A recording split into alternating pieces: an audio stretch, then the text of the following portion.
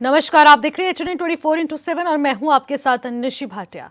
प्रधानमंत्री मोदी मन की बात कार्यक्रम को संबोधित कर रहे हैं। मन की बात कार्यक्रम का आज 121वां एपिसोड। प्रधानमंत्री मोदी उसको संबोधित कर रहे हैं और आखिरकार अपने संबोधन में क्या कुछ कहा जा रहा है, आप भी सुनिए। वो उन लोगों के दर्द को महसूस कर रहा है जिन्होंने इस हमले में अपने परिजनों को खोया है। मुझे एहसास है हर भारतीय का खून आतंकी हमले की तस्वीरों को देखकर खौल रहा है। पहलगाम में हुआ ये हमला आतंक के सरपरस्तों की हताशा को दिखाता है, उनकी कायरता को दिखाता है। ऐसे समय में जब कश्मीर में शांति लौट रही थी, स्कूल कॉलेजों में एक वाइब्रेंसी थी, निर्माण कार्यों में अभूतपूर्व गति आई थी, लोकतंत्र मजबूत हो रहा था, पर्यटकों की संख्या में रिकॉर्ड बढ़ोतरी हो रही थी, लोगों की कमाई बढ़ रही थी, युवाओं के लिए नए अवसर तैयार हो रहे थे। देश के दुश्मनों को, जम्मू कश्मीर के दुश्मनों को ये रास नहीं आया। आतंकी और आतंक के आका चाहते हैं कश्मीर फिर से तबाह हो जाए और इसलिए इतनी बड़ी साजिश को अंजाम दिया। आतंकवाद के खिलाफ इस युद्ध में देश की एकता, 140 करोड़ भारतीयों की एकजुटता हमारी सबसे बड़ी ताकत है।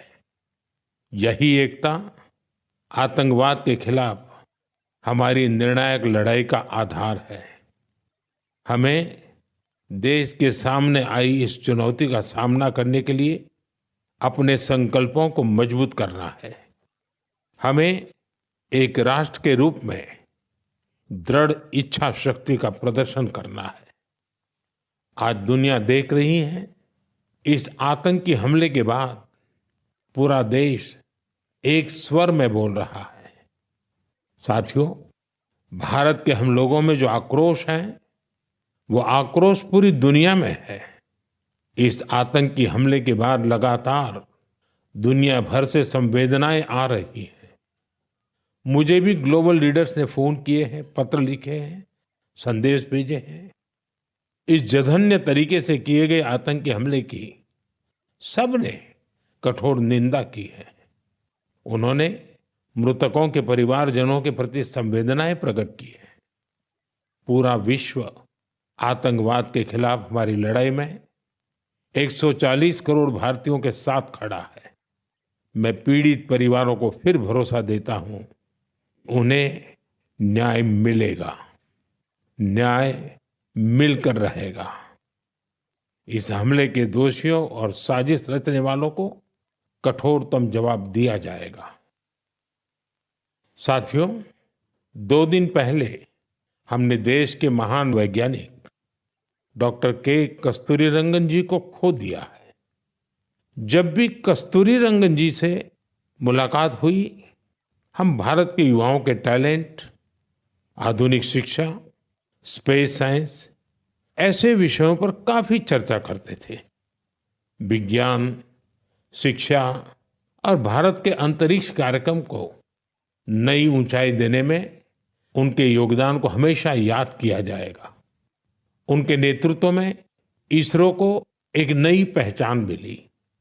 उनके मार्गदर्शन में जो स्पेस प्रोग्राम आगे बढ़े, उससे भारत के प्रयासों को ग्लोबल मान्यता मिली। आज भारत जिन सैटेलाइट्स का उपयोग करता है, उनमें से कई डॉक्टर कस्तूरीरंगन की देखरेख में ही लॉन्च की गई थी। उनके व्यक्तित्व की एक और बात बहुत खास थी, जिससे युवा पीढ़ी उनसे सीख सकती है। उन्होंने हमेशा इनोवेशन को महत्व दिया। कुछ नया सीखने, जानने और नया करने का विजन बहुत प्रेरित करने वाला है। डॉक्टर के कस्तूरीरंगन जी ने देश की नई राष्ट्रीय शिक्षा नीति तैयार करने में भी बहुत बड़ी भूमिका निभाई थी। डॉक्टर कस्तूरीरंगन 21वीं सदी की आधुनिक जरूरतों के मुताबिक फॉरवर्ड लुकिंग एजुकेशन का विचार लेकर आए थे। देश की निस्वार्थ सेवा और राष्ट्र निर्माण में उनके योगदान को हमेशा याद किया जाएगा। मैं डॉक्टर के कस्तूरीरंगन जी को विनम्र भाव से श्रद्धांजलि अर्पित करता हूं। मेरे प्यारे देशवासियों, इसी महीने अप्रैल में आर्यभट्ट सैटेलाइट की लॉन्चिंग के 50 वर्ष पूरे हुए हैं। आज जब हम पीछे मुड़कर देखते हैं, 50 वर्षों की इस यात्रा को याद करते हैं, तो लगता है हमने कितनी लंबी दूरी तय की है। अंतरिक्ष में भारत के सपनों की ये उड़ान एक समय केवल हौसलों से शुरू हुई थी। राष्ट्र के लिए कुछ कर गुजरने का जज्बा पाले कुछ युवा वैज्ञानिक, उनके पास न तो आज जैसे आधुनिक संसाधन थे, न ही दुनिया की टेक्नोलॉजी तक वैसी पहुंच थी। अगर कुछ था तो वो था प्रतिभा, लगन, मेहनत और देश के लिए कुछ करने का जज्बा। बैलगाड़ियों और साइकिलों पर क्रिटिकल इक्विपमेंट को खुद लेकर जाते हमारे वैज्ञानिकों की तस्वीरों को आपने भी देखा होगा। उसी लगन और राष्ट्र सेवा की भावना का नतीजा है कि आज इतना कुछ बदल गया है। आज भारत एक ग्लोबल स्पेस पावर बन चुका है। हमने एक साथ 104 सैटेलाइट का लॉन्च करके रिकॉर्ड बनाया है। हम चंद्रमा के साउथ पोल पर पहुंचने वाले पहले देश बने हैं। भारत ने मार्स ऑर्बिटर मिशन लॉन्च किया है और हम आदित्य L1 मिशन के जरिए सूरज के काफी करीब तक पहुंचे हैं। आज भारत पूरी दुनिया में सबसे ज्यादा कॉस्ट इफेक्टिव लेकिन सक्सेसफुल स्पेस प्रोग्राम का नेतृत्व कर रहा है। दुनिया के कई देश अपनी सैटेलाइट्स और स्पेस मिशन के लिए इसरो की मदद लेते हैं। साथियों, हम जब इसरो द्वारा किसी सैटेलाइट का लॉन्च देखते हैं तो हम गर्व से भर जाते हैं। ऐसी ही अनुभूति मुझे तब हुई जब मैं 2014 में PSLV C-23 की लॉन्चिंग का साक्षी बना था। 2019 में चंद्रयान-2 की लैंडिंग के दौरान भी मैं बेंगलुरु के इसरो सेंटर में मौजूद था। उस समय चंद्रयान को वो अपेक्षित सफलता नहीं मिली थी। तब वैज्ञानिकों के लिए वो बहुत मुश्किल घड़ी थी, लेकिन मैं अपनी आंखों से वैज्ञानिकों के धैर्य और कुछ कर गुजरने का जज्बा भी देख रहा था। और कुछ साल बाद पूरी दुनिया ने भी देखा कैसे उन्हीं वैज्ञानिकों ने चंद्रयान-3 को सफल करके दिखाया। साथियों, अब भारत ने अपने स्पेस सेक्टर को प्राइवेट सेक्टर के लिए भी ओपन कर दिया है। आज बहुत से युवा स्पेस स्टार्टअप में नए झंडे लहरा रहे हैं। 10 साल पहले इस क्षेत्र में सिर्फ एक कंपनी थी, लेकिन आज देश में 350 से ज्यादा स्पेस स्टार्टअप काम कर रहे हैं। आने वाला समय स्पेस में बहुत सारी नई संभावनाएं लेकर आ रहा है। भारत नई ऊंचाइयों को छूने वाला है। देश गगनयान, स्पेडेक्स और चंद्रयान-4 जैसे कई अहम मिशन की तैयारियों में जुटा है। हम वीनस ऑर्बिटर मिशन और मार्स लैंडर मिशन पर भी काम कर रहे हैं। हमारे स्पेस साइंटिस्ट अपने इनोवेशन से देशवासियों को नए गर्व से भरने वाले हैं। साथियों, पिछले महीने म्यांमार में आए भूकंप की खौफनाक तस्वीरें आपने जरूर देखी होगी। भूकंप से वहां बहुत बड़ी तबाही आई। मलबे में फंसे लोगों के लिए एक एक सांस, एक एक पल कीमती था। इसलिए भारत ने म्यांमार के हमारे भाई बहनों के लिए तुरंत ऑपरेशन ब्रह्मा शुरू किया। एयरफोर्स के एयरक्राफ्ट से लेकर नेवी के शिप्स तक म्यांमार की मदद के लिए रवाना हो गए। वहां भारतीय टीम ने एक फील्ड हॉस्पिटल तैयार किया। इंजीनियरों की एक टीम ने अहम इमारतों और इंफ्रास्ट्रक्चर्स को हुए नुकसान का आकलन करने में मदद की। भारतीय टीम ने वहां कंबल, टेंट, स्लीपिंग बैग, दवाइयां, खाने पीने के सामान के साथ ही और भी बहुत सारी चीजों की सप्लाई की। इस दौरान भारतीय टीम को वहां के लोगों से बहुत सारी तारीफ भी मिली। साथियों, इस संकट में साहस, धैर्य और सूझबूझ के कई दिल छू जाने वाले उदाहरण सामने आए। भारत की टीम ने 70 वर्ष से ज्यादा उम्र की एक बुजुर्ग महिला को बचाया, जो मलबे में 18 घंटों से दबी हुई थी। जो लोग अभी टीवी पर मन की बात देख रहे हैं, उन्हें उस बुजुर्ग महिला का चेहरा भी दिख रहा होगा। भारत से गई टीम ने उनके ऑक्सीजन लेवल को स्टेबल करने से लेकर फ्रैक्चर के ट्रीटमेंट तक इलाज की हर सुविधा उपलब्ध कराई। जब इस बुजुर्ग महिला को अस्पताल से छुट्टी मिली, तो उन्होंने हमारी टीम का बहुत आभार जताया। वो बोली कि भारतीय बचाव दल की वजह से उन्हें नया जीवन मिला है। बहुत से लोगों ने हमारी टीम को बताया कि उनकी वजह से वो अपने दोस्तों और रिश्तेदारों को ढूंढ पाए।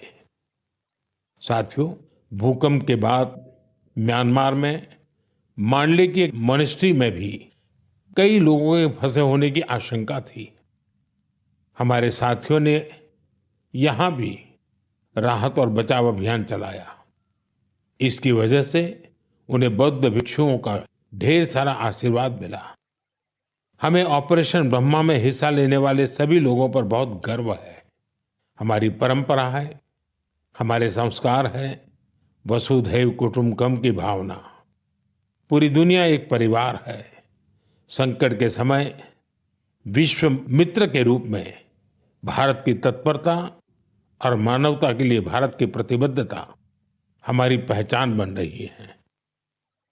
साथियों, मुझे अफ्रीका के इथियोपिया में प्रवासी भारतीयों के एक अभिनव प्रयास का पता चला है।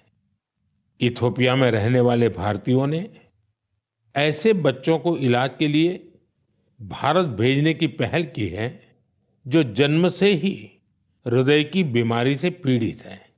ऐसे बहुत से बच्चों की भारतीय परिवारों द्वारा आर्थिक मदद भी की जा रही है। अगर किसी बच्चे का परिवार पैसे की वजह से भारत आने में असमर्थ है, तो इसका भी इंतजाम हमारे भारतीय भाई बहन कर रहे हैं। कोशिश ये है कि गंभीर बीमारी से जूझ रहे इथियोपिया के हर जरूरतमंद बच्चे को बेहतर इलाज मिले। प्रवासी भारतीयों के इस नेक कार्य को इथियोपिया में भरपूर सराहना मिल रही है। आप जानते हैं कि भारत में मेडिकल सुविधाएं लगातार बेहतर हो रही है। इसका लाभ दूसरे देश के नागरिक भी उठा रहे हैं। साथियों, कुछ ही दिन पहले भारत ने अफगानिस्तान के लोगों के लिए बड़ी मात्रा में वैक्सीन भी भेजी है। ये vaccine rabies, tetanus, hepatitis B और इन्फ्लुएंजा जैसी खतरनाक बीमारियों से बचाव में काम आएगी। भारत ने इसी हफ्ते नेपाल के आग्रह पर वहां दवाइयां और वैक्सीन की बड़ी खेप भेजी है। इनसे थैलेसीमिया और सिकल सेल डिसीज के मरीजों को बेहतर इलाज सुनिश्चित होगा। जब भी मानवता की सेवा की बात आती है, तो भारत हमेशा इसमें आगे रहता है और भविष्य में भी ऐसी हर जरूरत में हमेशा आगे रहेगा। साथियों, अभी हम डिजास्टर मैनेजमेंट की बात कर रहे थे और किसी भी प्राकृतिक आपदा से निपटने में बहुत अहम होती है आपकी अलर्टनेस, आपका सचेत रहना। इस अलर्टनेस में अब आपको अपने मोबाइल के एक स्पेशल ऐप से मदद मिल सकती है। ये ऐप आपको किसी प्राकृतिक आपदा में फंसने से बचा सकते हैं और इसका नाम भी है सचेत। सचेत ऐप भारत की नेशनल डिजास्टर मैनेजमेंट अथॉरिटी ने तैयार किया है। बाढ़, साइक्लोन, लैंडस्लाइड, सुनामी, जंगलों की आग, हिमस्खलन, आंधी, तूफान या फिर बिजली गिरने जैसी आपदाएं हो, सचेत ऐप आपको हर प्रकार से इन्फॉर्म और प्रोटेक्टेड रखने का प्रयास करता है। इस ऐप के माध्यम से आप मौसम विभाग से जुड़े अपडेट्स प्राप्त कर सकते हैं। खास बात यह है कि सचेत ऐप क्षेत्रीय भाषाओं में भी कई सारी जानकारियां उपलब्ध कराता है। इस ऐप का आप भी फायदा उठाएं और अपने अनुभव हमसे जरूर साझा करें। मेरे प्यारे देशवासियों, आज हम पूरी दुनिया में भारत के टैलेंट की तारीफ होते देखते हैं। भारत के युवाओं ने भारत के प्रति दुनिया का नजरिया बदल दिया है और किसी भी देश के युवा की रुचि किस तरफ है, किधर है, उससे पता चलता है कि देश का भविष्य कैसा होगा।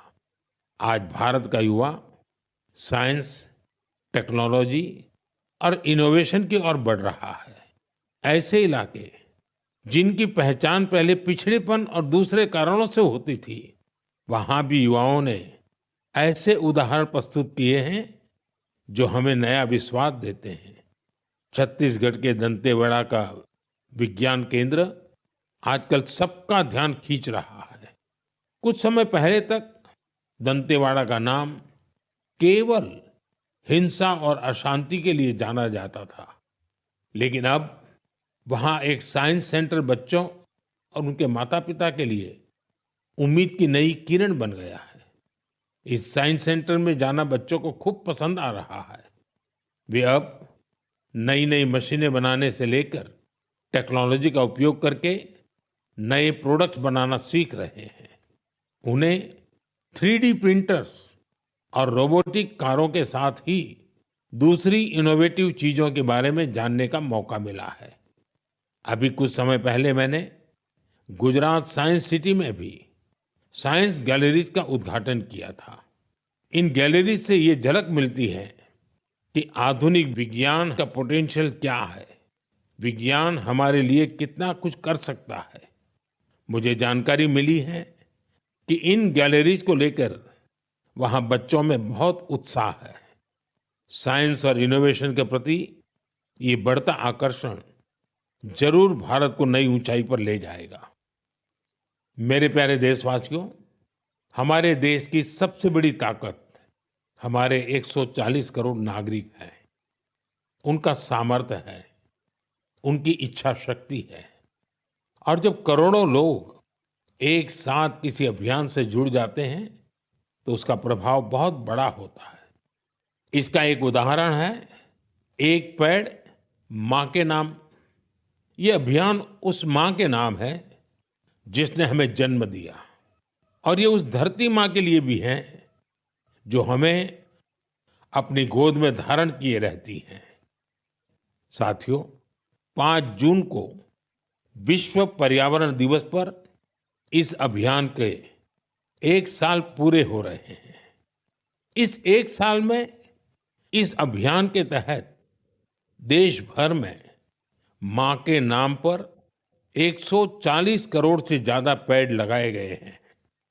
भारत की इस पहल को देखते हुए देश के बाहर भी लोगों ने अपनी मां के नाम पर पेड़ लगाए हैं। आप भी इस अभियान का हिस्सा बने ताकि 1 साल पूरा होने पर अपनी भागीदारी पर आप गर्व कर सकें। साथियों, पेड़ों से शीतलता मिलती है, पेड़ों की छांव में गर्मी से राहत मिलती है, ये हम सब जानते हैं। लेकिन बीते दिनों मैंने इसी से जुड़ी एक और ऐसी खबर देखी जिसने मेरा ध्यान खींचा। गुजरात के अहमदाबाद शहर में पिछले कुछ वर्षों में 70 लाख से ज्यादा पेड़ लगाए गए हैं। इन पेड़ों ने अहमदाबाद में ग्रीन एरिया काफी बढ़ा दिया है। इसके साथ साथ साबरमती नदी पर रिवरफ्रंट बनने से और कांकरिया झील जैसे कुछ झीलों के पुनर्निर्माण से यहाँ वाटर बॉडीज की संख्या भी बढ़ गई है। अब न्यूज रिपोर्ट्स कहती हैं कि बीते कुछ वर्षों में अहमदाबाद ग्लोबल वार्मिंग से लड़ाई लड़ने वाला प्रमुख शहरों में से एक हो गया है। इस बदलाव को, वातावरण में आई शीतलता को वहां के लोग भी महसूस कर रहे हैं। अहमदाबाद में लगे पेड़ वहां नई खुशहाली लाने की वजह बन रहे हैं। मेरा आप सबसे फिर आग्रह है कि धरती की सेहत ठीक रखने के लिए, क्लाइमेट चेंज की चुनौतियों से निपटने के लिए और अपने बच्चों का भविष्य सुरक्षित करने के लिए पेड़ जरूर लगाएं। एक पेड़ मां के नाम। साथियों, एक बड़ी पुरानी कहावत है, जहां चाह वहां राह। जब हम कुछ नया करने की ठान लेते हैं तो मंजिल भी जरूर मिलती है। आपने पहाड़ों में उगने वाले सेब तो खूब खाए होंगे, लेकिन अगर मैं पूछूं कि क्या आपने कर्नाटका के सेब का स्वाद चाखा है, तो आप हैरान हो जाएंगे। आमतौर पर हम समझते हैं कि सेब की पैदावार पहाड़ों में ही होती है, लेकिन कर्नाटका के बागलकोट में रहने वाले श्री शैल तेली जी ने मैदानों में सेब उगा दिया है। उनके कुलाली गांव में 35 डिग्री से ज्यादा तापमान में भी सेब के पेड़ फल देने लगे। दरअसल श्रीशैल तेली को खेती का शौक था, तो उन्होंने सेब की खेती को भी आजमाने की कोशिश की और उन्हें इसमें सफलता भी मिल गई। आज उनके लगाए सेब के पेड़ों पर काफी मात्रा में सेब उगते हैं, जिसे बेचने से उन्हें अच्छी कमाई भी हो रही है। साथियों, अब जब सेबों की चर्चा हो रही है, तो आपने किन्नौरी सेब का नाम जरूर सुना होगा। सेब के लिए मशहूर किन्नौर में केसर का उत्पादन होने लगा है। आमतौर पर हिमाचल में केसर की खेती कम ही होती थी, लेकिन अब किन्नौर की खूबसूरत सांगला घाटी में भी केसर की खेती होने लगी। ऐसा ही एक उदाहरण केरला के वायनाड का है।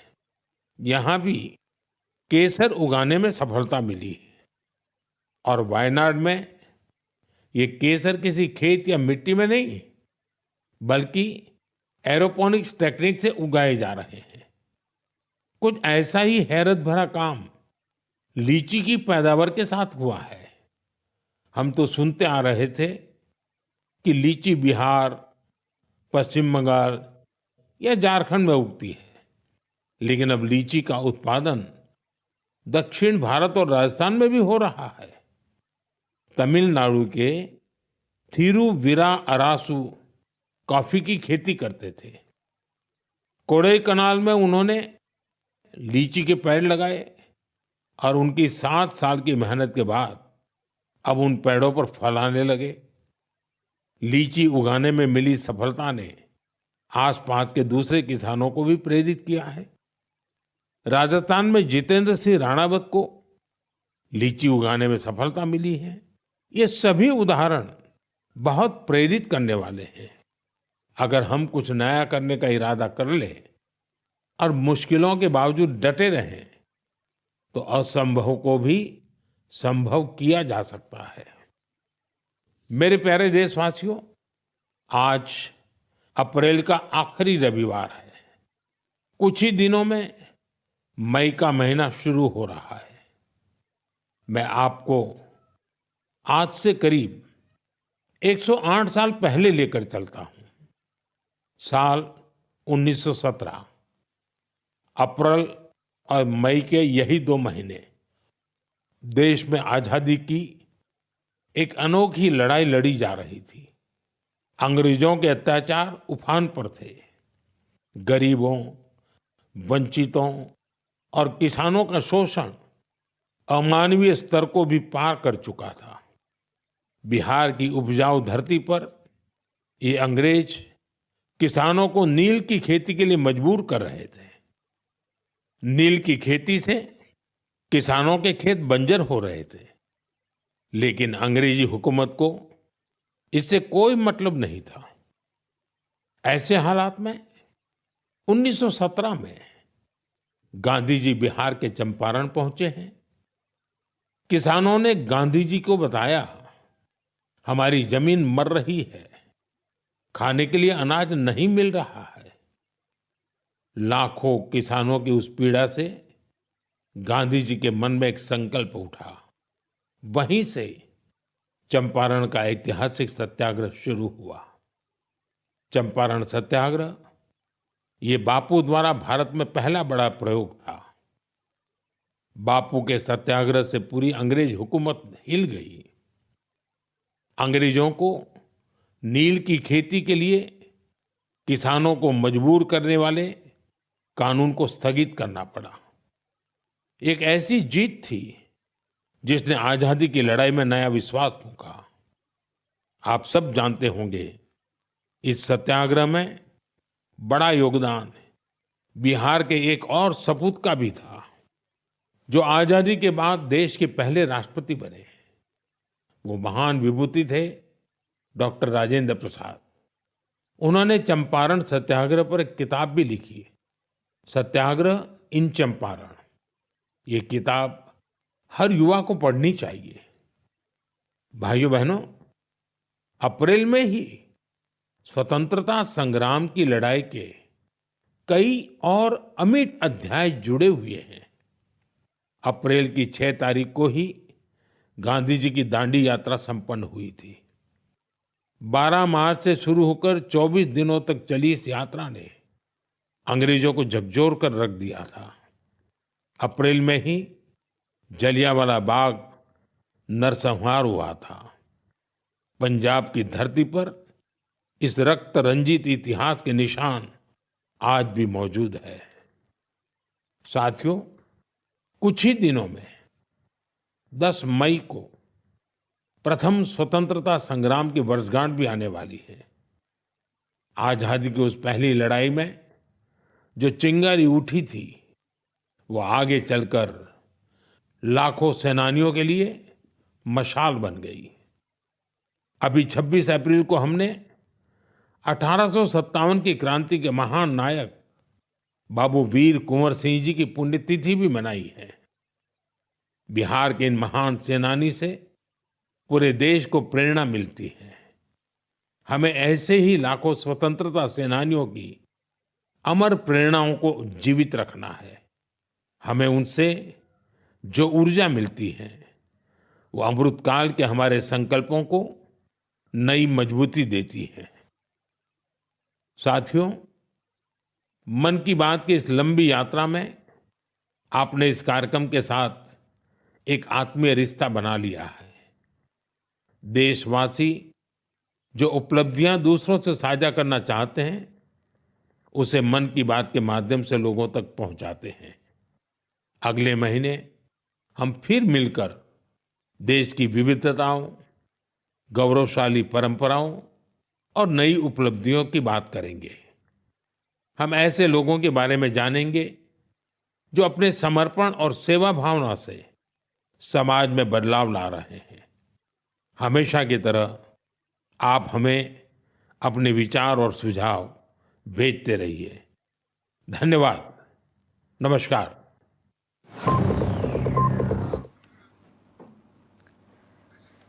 फिलहाल मन की बात कार्यक्रम में आपने सुना कि प्रधानमंत्री मोदी ने पहलगाम में हुए आतंकी हमले में किस तरीके से यहां पर निर्दोष लोगों की हत्या हुई थी, उनको गोली मार दी गई थी, धर्म पूछकर उनको यहां पर गोलियों से भून दिया गया था। उनके परिवारजनों को यहां पर सांत्वना देते हुए प्रधानमंत्री नरेंद्र मोदी नजर आए और साथ ही साथ उन्होंने कहा कि इसका करारा जवाब उन आतंकियों को जरूर दिया जाएगा और इसका मुंह तोड़ जवाब दिया जाएगा और जल्द ही इसका मुंह तोड़ जवाब आप सभी को देखने को मिलेगा। इसके अलावा उन्होंने साइंस के क्षेत्र में किस तरीके से देश विकास कर रहा है उसको लेकर भी तमाम बातें कही और आखिरकार किस तरीके से चंद्रयान हो और तमाम साइंटिस्ट के दिए हुए यहाँ पर नए नए इन्वेंशंस के बारे में लगातार जनता को इसके बारे में अवगत कराया और 2047 में विकसित भारत के संकल्प में ये किस तरीके से अहम भूमिका निभाने वाला है, इसको लेकर भी प्रधानमंत्री मोदी ने मन की बात कार्यक्रम के 121वें एपिसोड के माध्यम से जनता को संबोधित किया। फिलहाल मेरे साथ बस इतना ही। आप देखते रहिए HN24/7।